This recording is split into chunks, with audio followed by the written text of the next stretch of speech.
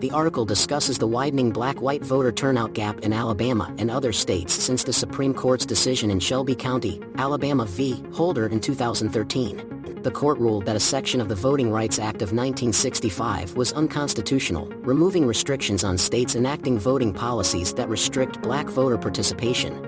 The elimination of pre-clearance allowed several states to make changes to voting access rules without federal government approval. As a result, the black-white voter turnout gap has increased significantly. Several state legislatures have passed laws restricting access to the polls, including mail voting restrictions and strict voter ID requirements. Alabama, along with 8 other states, was previously required to seek federal approval before changing voting policies.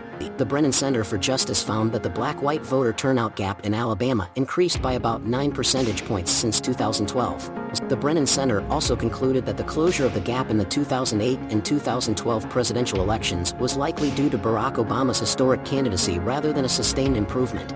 To address the impact of the Shelby County decision, Representative Terry Sewell introduced the John R. Lewis Voting Rights Advancement Act and supports the Senate's Freedom to Vote Act. These bills aim to expand voter registration and access, prevent voter roll purging, and designate Election Day as a federal holiday. Sewell argues that federal oversight is necessary for states that have implemented discriminatory voting practices. Despite the setback caused by the Shelby County decision, there was a recent victory for voting rights when the Supreme Court struck down Alabama's Republican-drawn congressional map for diluting the power of black voters. However, Sewell emphasizes that there is still much work to be done.